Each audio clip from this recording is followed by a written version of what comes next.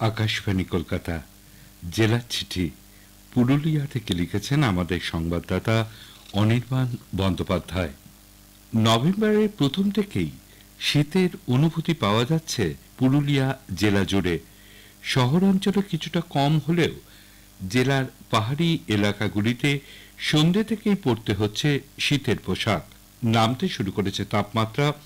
জেলা কৃষি দপ্তর সূত্রে জানা গেছে নিম্নচাপের পর থেকেই তাপমাত্রা ক্রমান্বয়ে নামছে। সর্বনিম্ন তাপমাত্রা আপাতত ছুঁয়েছে 16 ডিগ্রির ঘর। কয়েক সপ্তাহের মধ্যে শীতের প্রকোপ অনেকটাই বাড়বে বলে মনে করছে আবহাওয়া দপ্তর। শীতের সাথে সাথে গত কয়েকদিনে দেখা যাচ্ছে কুয়াশাও। সোমবার জেলা জুড়ে দেখা দেয় ঘন কুয়াশা। এদিন বেলা 8:30 পর্যন্ত ঘন কুয়াশার কারণে বিপর্যস্ত হয়ে যায় যান চলাচল। প্রভাব পড়ে ট্রেন চলাচলের ক্ষেত্রেও। বন্দে ভারত সহ বেশ কয়েকটি ট্রেন দেরি করে ঢোকে পুরুলিয়া স্টেশনে। অন্যান্য বছরও এই সময় জেলায় কুয়াশা দেখা যায়, তবে এদিনের মতন ঘন কুয়াশা নভেম্বরের প্রথম দিকে খুব বেশি দেখা যায় না বলে জানান গাড়ির চালকরা।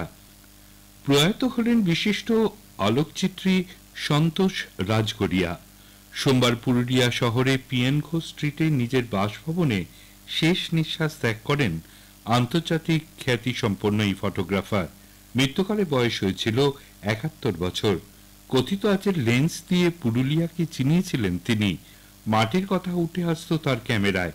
বেশ কিছুদিন ধরেই শারীরিক নানান সমস্যায় ভুগছিলেন তিনি।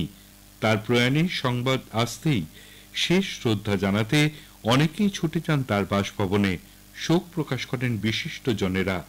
অসাধারণ ফটোগ্রাফির জন্য 1986 সাল থেকেই অগুন্তি দেশীয় ও আন্তর্জাতিক পুরস্কার পান তিনি। বহু আন্তর্জাতিক পুরস্কারের সঙ্গে সঙ্গে ভারত সরকারের ন্যাশনাল ফটোগ্রাফি অ্যাওয়ার্ডও 3 বার পান তিনি। ফটোগ্রাফির সাথে সাথে উদ্ভিদ জগৎ সহ নানা ক্ষেত্রে তার পড়াশোনা ছিল অসীম। মূলত পুরুলিয়ার গ্রামীণ ছবিকে তুলে এনেছিলেন নিজের ক্যামেরায়। বলতে গেলে সারা বিশ্বের কাছে পুরুলিয়াকে চিনিয়েছিলেন তিনি। আবহাওয়া পরিষ্কার থাকায় এবছর দারুণভাবে দীপাবলি ও শ্যামাপুজো উপভোগ করলেন পুরুলিয়ার মানুষজন। দীপাবলির রাত্রে বৈদ্যুতিক আলোর সাথে সাথে নজর কাড়ল মাটির প্রদীপও। বহু দোকান এবং বাড়িতে মাটির প্রদীপ যেমন দেখা গেছে, তেমনি বিভিন্ন মন্দিরকেও সাজানো হয় মাটির প্রদীপে। এবছর আবহাওয়া পরিষ্কার থাকায় বিপুল সংখ্যায় আকাশ প্রদীপও দেখা যায় দীপাবলির রাত্রে। এদিন জেলার একাধিক কালী মন্দিরে দেখা যায় ব্যাপক ভিড়।